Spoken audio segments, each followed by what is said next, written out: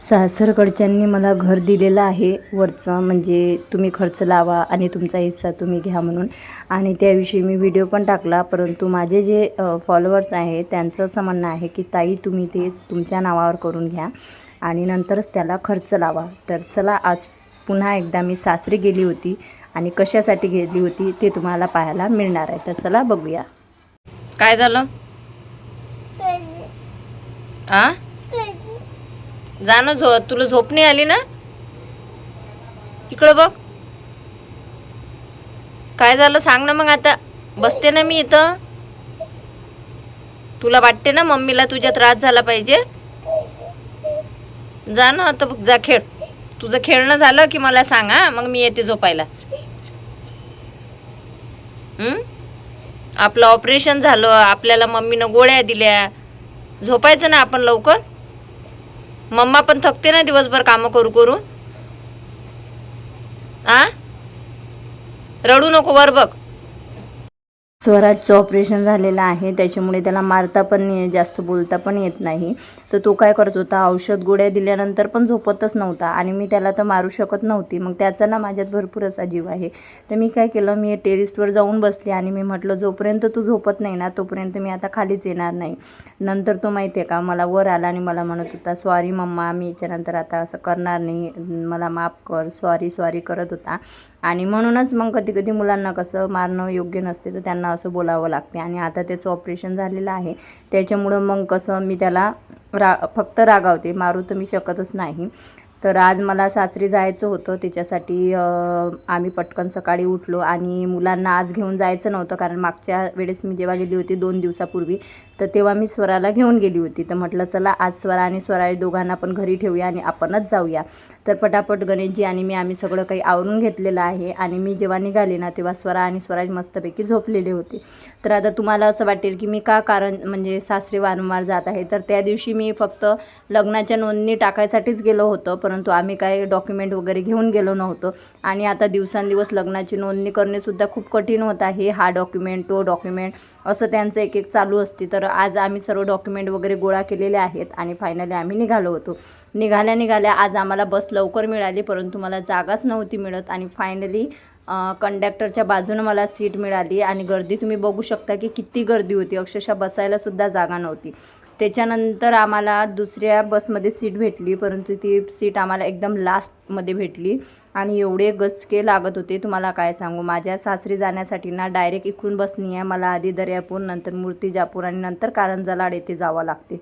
म्हणजे 3 बसेस बदलावं लागते. आणि आज आमचं नशीब काय होतं काय ठाऊक बाबा, आम्हाला जाताना पण आणि येताना पण ॲटलिस्ट म्हणजे लास्टची सीट भेटत होती. तर मला अशा कॉमेंट होत्या की ताई तुझे जरी सासरकडच्यांनी बोललं असेल की वरचं घर आम्ही तुला देत आहो, तरी पण तू त्यांच्या बोलण्यावर जाऊ नको आणि ते तुम्ही तुमच्या नावावर करा आणि नंतरच तुम्ही त्या घराला खर्च लावा. मला ही गोष्ट पटलेली पण आहे की बरोबर आहे, जे माझ्या म्हणजे माहेरी झालं ते होणे, कारण माहेरी पण आपण एवढा मोठा खर्च वगैरे लावला आणि त्याच्यानंतर आपल्याला ते माहेरचं घर सोडून द्यावं लागलं. त्याच्यामुळेच हा विचार सगळ्यांच्या मनात येत आहे आणि ते मला असा सल्ला देत आहे. आणि माझ्या पण मनात तेच सुरू आहे की जोपर्यंत लिगली आमच्या नावावर होत नाही, म्हणजे माझ्या किंवा नवऱ्याच्या, तोपर्यंत तरी खर्च लावणे असं मला वाटत आहे. पण बघूयात, कारण कसं आहे माझ्या सासरकडच्या मंडळीमध्ये म्हणजे जेठ सासरे यांच्यामध्ये आणि माझ्या माहेरच्या म्हणजे भाऊ आणि जे काय आहे ज्यांनी आपल्यासोबत वाद केलेला होता, त्यांच्यात जमीन आसमानचा फरक आहे. तुम्ही बघा ना, मी त्यांना मागं एवढे वाईट बोलली, एवढी समजा त्यांचं समजा आबरू नुकसानच म्हणता येणार, असं एवढं काही त्यांना व्हिडिओद्वारे बोलली, परंतु त्यांनी रिपीट मला उत्तर दिले नाही किंवा कोणतेही कायदेशीर गुन्हा माझ्यावर दाखल केला नाही की जो होत होता, परंतु त्यांनी कोणीही ते केलं नाही. आणि हेच म्हणजे त्यांचं चांगलेपणाचं पुरावा आहे की त्यांनी मला कुठल्याही प्रकारचा त्रास दिला नाही, की तेव्हा त्यांनी मला समजून घेतलं की सध्या ही चिडलेली आहे आणि आपला मुलगा पण कुठंतरी चुकतोय. आणि प्रत्येक परिस्थितीत ते माझ्यासोबत होते, जरी मी त्यांच्यासोबत नव्हती तरी माझे सासरे नेहमी मला प्रत्येक कामात सपोर्ट करत होते. बाई कशी आहे काय नाही, जरी त्यांनी मला घराचा आधार दिला नाही, पैशाचा आधार दिला नाही, पण बाप म्हणून जो आधार वेळोवेळी लागतो ना, तो आधार मला आणि माझ्या मुलांना नेहमी त्यांनी दिलेला आहे. त्याच्यामुळे मला वाटत नाही की ते असं काही धोका माझ्यासोबत करतील.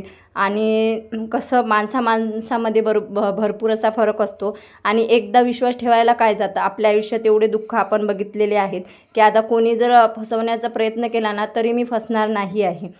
तर घरी गेलो आणि आमच्या लग्नाच्या नोंदणीची फाईल टाकायची होती, काही डॉक्युमेंट पाहिजे होते, इलेक्ट्रिक बिल वगैरे, सासऱ्यांचं आधार कार्ड वगैरे. तर घरी गेलो आणि तो फॉर्म वगैरे भरून घेतला आणि त्याच्यानंतर निघालो. तर दत्त दिगंबर म्हणजे हे माझं कारंजा लाड सासर आहे, तिथं हे मंदिर आहे. तिथं गेल्यानंतर मग दर्शनाचा योग आला. दर्शन वगैरे मस्तपैकी झालेलं आहे, कारण दुपारची काहीच गर्दी नव्हती. मस्तपैकी दर्शन झालं. त्याच्यानंतर आम्ही सरकारी हॉस्पिटलमध्ये आलेलो आहोत, तुम्ही बघू शकता. ह्या हॉस्पिटलमध्ये आधी येण्याचं तर कधी योग नाही आला, म्हणजे डिलिव्हरी वगैरेसाठी, परंतु आज लग्नाच्या नोंदणीसाठी मी दुसऱ्यांदा इथं आलेली आहे. आणि भरपूर लोक ओळखीचे पण दिसत होते. आणि मला तुम्ही कॉमेंट बॉक्समध्ये सांगा की माझं योग्य आहे की नाही, कारण मला वाटत नाही एका व्यक्तीने धोका दिला म्हणजे दुसरा पण देणार. आणि ते माझ्या सासरकडचे खरंच खूप समजूतदार आहे. तर त्याच्यानंतर आम्ही सरकारी हॉस्पिटल येथे आलेलो आहोत विवाह नोंदणीसाठी. काय परेशानी आहे त्या लग्नाच्या नोंदणीची, भयानक एकदम. चला, आमच्या सासरचं हे सरकारी हॉस्पिटल, इथं की आपल्याला डिलिव्हरी करायचं काम नाही पडलं, पण आज पाहायला भेटलं इथलं हॉस्पिटल बघा. तर विवाह नोंदणीची फाईल वगैरे दिलेली आहे आणि त्याच्यानंतर भयंकर अशी भूक लागली होती. तर आम्ही एका हॉटेलमध्ये गेलो आणि तिथं मिक्स व्हेज कोल्हापुरी चपाती असं आम्ही जेवण सांगितलेलं होतं. मागच्या वेळेस तरी गुलाबजामुन वगैरे असं भरपूर जेवण सांगितलं होतं, कारण तेव्हा आमच्यासोबत स्वरा होती. परंतु यावेळेस आम्ही नॉर्मलच असं जेवण केलेलं आहे. आणि म्हणजे सकाळी मी निघाली ना तेव्हा फक्त नाश्ता पण केला नव्हता आज, कारण आम्ही खूप सकाळी निघालो होतो, कारण आमचं आज काम व्हायलाच पाहिजे ह्या विचाराने आम्ही आलो होतो. आणि रस्त्यामध्ये फक्त चहा घेतला होता आणि एक उसाचा रस पिला होता, ते पण माझे ओळखीचे फॉलोअर्स दिसले होते म्हणून, नाहीतर ते सुद्धा घ्यायची इच्छा नव्हती. त्याच्यानंतर जेवण वगैरे केलं आणि फायनली घरी आलो. जेवण करून घे पहिले, जेवण. हा, जेवण कर. हो, जेवण कर ना तोपर्यंत. देतो ना.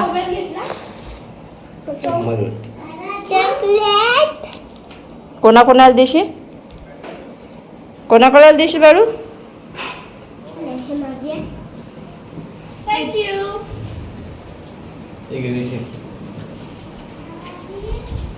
मोठा मला तुम्हाला जाऊ देत कडे